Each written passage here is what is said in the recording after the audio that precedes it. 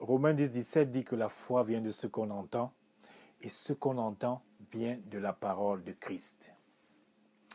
Bienvenue à cette deuxième partie de cet important message sur l'audacité dans la prière.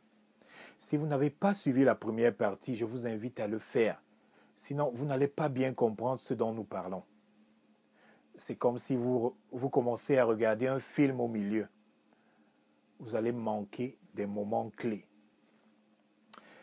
La Bible dit, demandez ce que vous voulez au Père au nom de Jésus et il vous donnera ce que vous demandez. Ça, c'est avoir de l'audacité dans la prière. C'est ça, prier avec certitude, sachant que Dieu va répondre. Il faut de l'audacité pour qu'une prière soit exaucée. La façon dont vous approchez Dieu déterminera le résultat de votre prière. La confiance, l'audacité que nous devons avoir quand nous prions vient donc de ce qui s'est passé sur la croix. Son sang a été versé, il est mort, il a été enseveli. Le troisième jour, il est ressuscité d'entre les morts. Il est monté au ciel. Et aujourd'hui, il nous a laissé le Saint-Esprit. J'ai donc là une question très importante à vous poser. Croyez-vous vraiment que Dieu vous aime?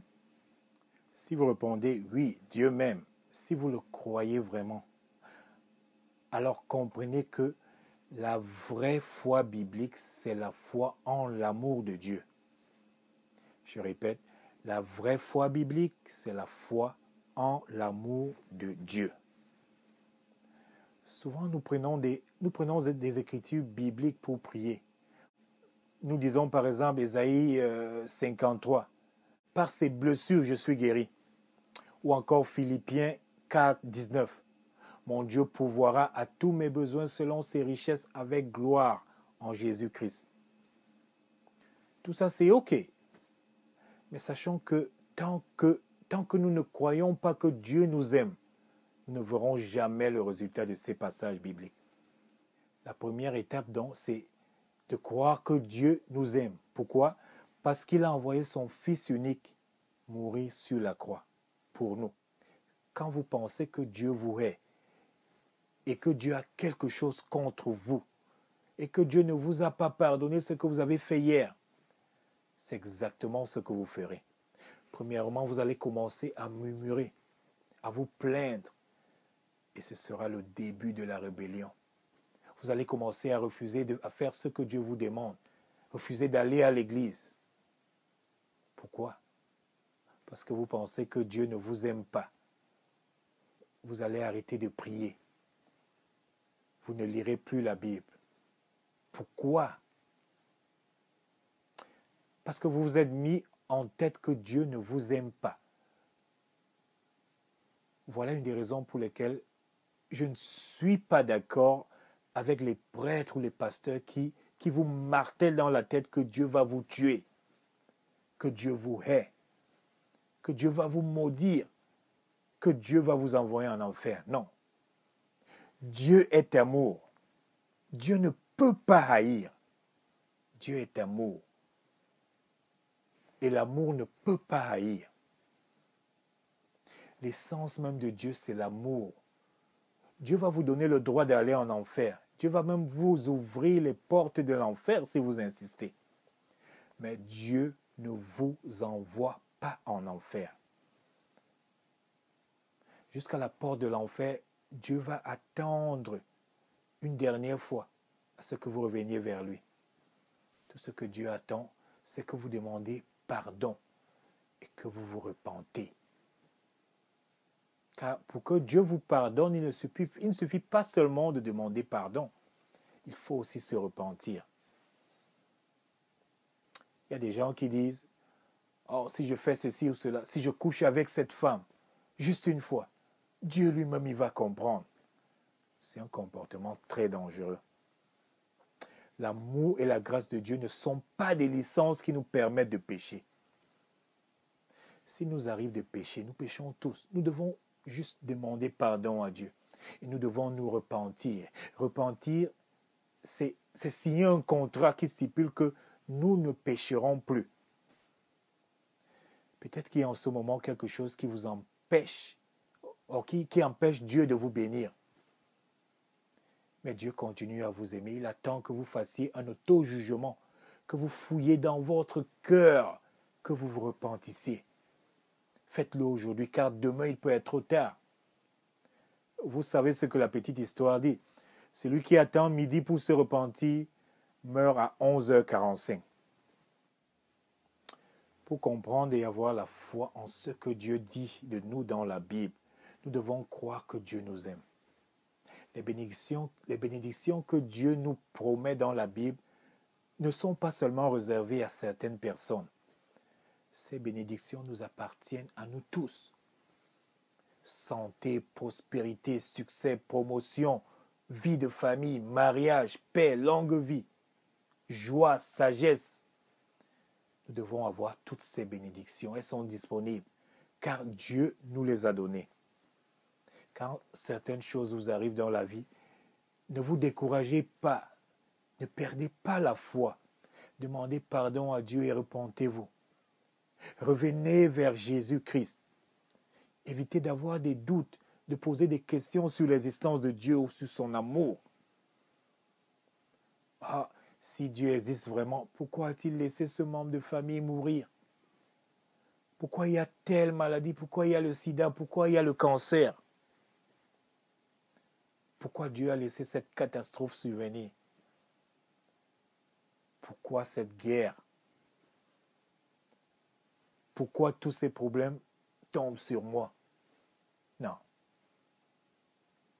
Stoppez ces pensées à l'instant où elles commencent. C'est exactement ce que l'ennemi attend que vous fassiez. Il va attaquer votre pensée et ensuite votre cœur. Et cette attitude de rébellion vous poussera loin de Dieu. Dieu est amour. L'homme a l'amour, mais Dieu est amour. Je vous encourage à méditer ces paroles. Dieu m'aime. Dieu m'aime.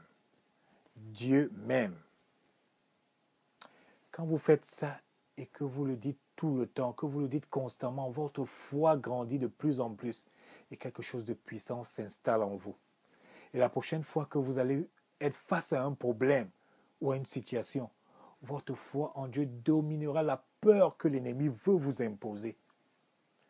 Quand votre compte bancaire est au rouge et que vous recevez un message que votre téléphone et autres services vont être coupés, vous aurez la paix, sachant que Dieu réagira et répondra à votre prière.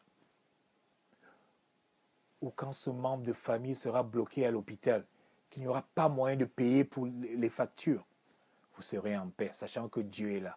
Quand toutes les demandes d'emploi que vous avez déposées ne donnent pas de suite, vous serez en paix, car Dieu peut vous donner à tout moment une petite idée pour monter votre propre entreprise et devenir votre propre boss.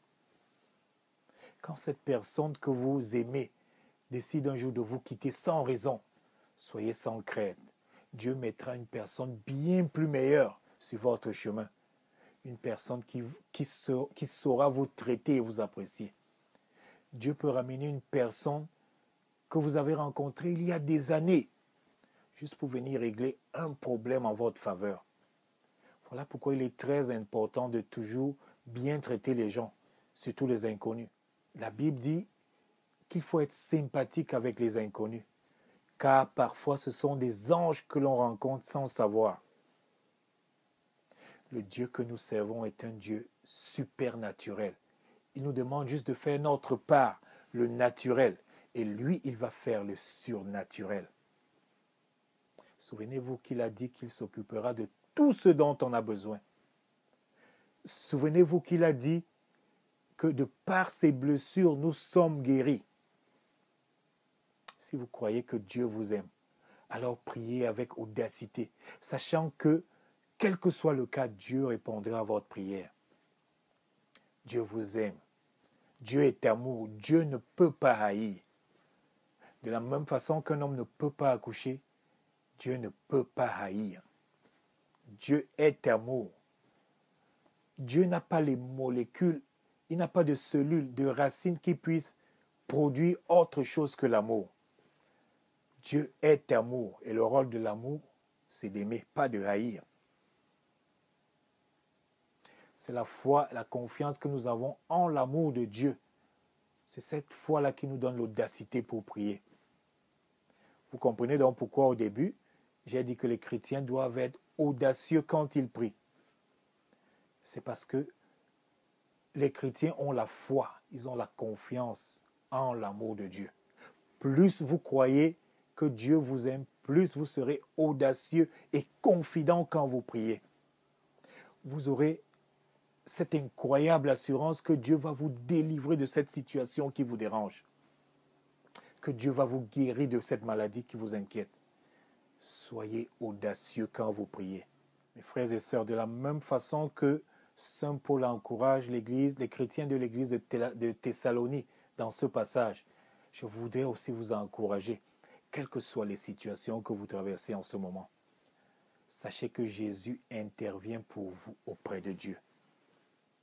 Paul dit aux chrétiens de Thessalonique que même après toutes les souffrances encourues, il reste l'audacité, le courage d'annoncer l'évangile de Jésus-Christ.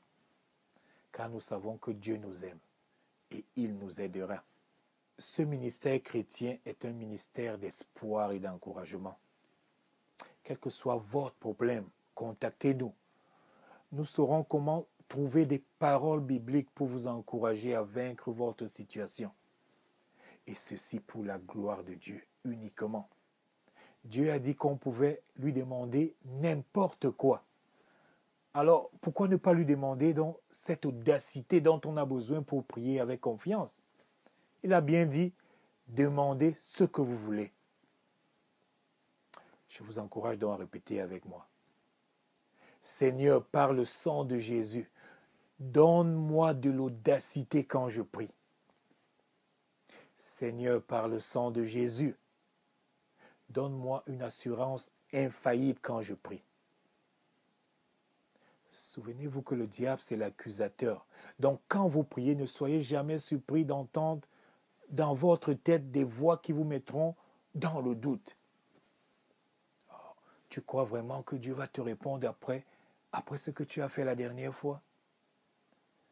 Mais tu n'as pas entendu ce que le docteur a dit.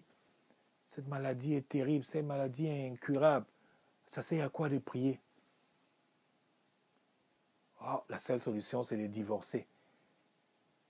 Ce problème ne peut pas être arrangé dans ton couple. Non. Répondez à ce mauvais esprit de fermer sa grande gueule. Dites à l'ennemi que Dieu vous aime, car Jésus a versé son sang pour toi, pour que tu n'aies pas ce genre de problème. Et c'est ça qu'un chrétien doit faire. Marcher par la foi et non par la vue. 2 Corinthiens 5, 7.